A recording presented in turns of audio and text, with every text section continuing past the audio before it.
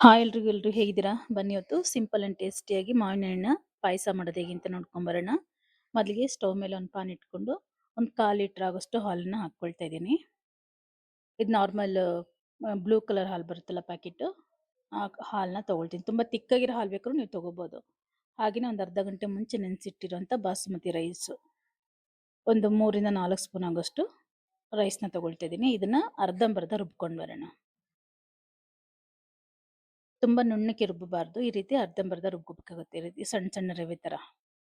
ಈಗ ಇದನ್ನ ಕಾದಿರೋಂಥ ಹಾಲಿಗೆ ಹಾಕ್ಕೋಬೇಕು. ಅದಕ್ಕೂ ಮುಂಚೆ ಒಂದು ಸ್ವಲ್ಪ ಕುಂಕುಮದವನ್ನ ಇದಕ್ಕೆ ಹಾಕ್ಕೊಂಡು ನೀಟಾಗಿ ಮಿಕ್ಸ್ ಮಾಡ್ಕೊಂಬಿಡೋಣ ಕಲರ್ಗೋಸ್ಕರ. ಸಪೋಸ್ ನಿಮ್ಮ ಹತ್ರ ಕುಂಕುಮದವ ಇಲ್ಲ ಅಂದರೆ ಕಲರ್ ಬೇಕಾದ್ರೂ ಆ್ಯಡ್ ಮಾಡ್ಕೋಬೋದು, ಫುಡ್ ಕಲರು. ಹಾಗೆ ನಾವು ರುಬ್ಬಿಟ್ಕೊಂಡಿದ್ದೀವಲ್ಲ ಅಕ್ಕಿ ತರಿ, ಅದನ್ನು ಇದಕ್ಕೆ ಹಾಕ್ಕೊಂಡು ಹಾಲಲ್ಲೇ ಇದನ್ನು ಬೇಯಿಸ್ಕೋಬೇಕಾಗತ್ತೆ.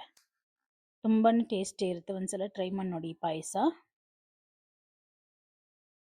ಇದು ಬೇಯೋಷ್ಟೊಳಗಡೆ ನಾವು ಮಾವಿನ ಹಣ್ಣನ್ನು ರುಬ್ಕೊಂಡು ಬರೋಣ.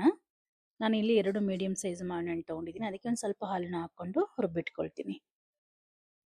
ನೋಡಿ, ಈಗ ಅಕ್ಕಿನೂ ಕೂಡ ಚೆನ್ನಾಗಿ ಬೆಂದಿದೆ. ಅದಕ್ಕೆ ಒಂದು ಸ್ವಲ್ಪ ಏಲಕ್ಕಿನ ಹಾಕ್ಕೊಂಡು ನೀಟಾಗಿ ಒಂದ್ಸಲ ಮಿಕ್ಸ್ ಮಾಡ್ಕೊಳ್ಳೋಣ.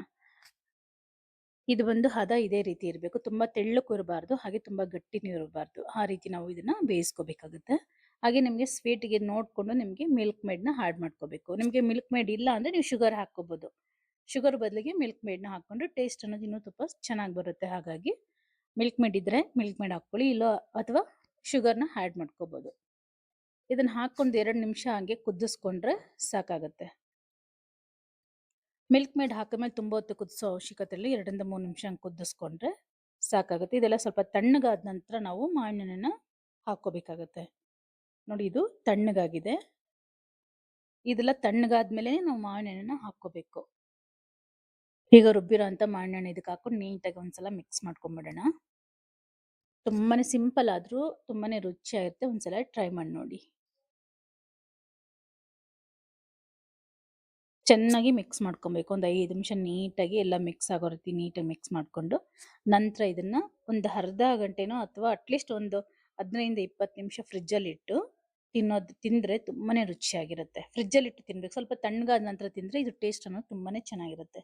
ನಿಮ್ಗೇನಾದರೂ ಈ ರೆಸಿಪಿ ಇಷ್ಟ ಆಗಿದ್ರೆ ಮರೀದೆ ಒಂದು ಲೈಕ್ ಕೊಡಿ. ಹಾಗೆ ಇನ್ನೂ ಯಾರೆಲ್ಲ ನನ್ನ ಚಾನಲ್ ಸಬ್ಸ್ಕ್ರೈಬ್ ಮಾಡ್ಕೊಂಡಿಲ್ಲ ದಯವಿಟ್ಟು ಸಬ್ಸ್ಕ್ರೈಬ್ ಮಾಡ್ಕೊಳ್ಳಿ. ವಿಡಿಯೋ ಪೂರ್ತಿ ನೋಡಿ, ಇಷ್ಟ ಆದರೆ ಮಾತ್ರ ಒಂದು ಲೈಕ್ ಕೊಡೋದನ್ನ ಖಂಡಿತ ಮರಿಬೇಡಿ. Thank you for watching. Bye.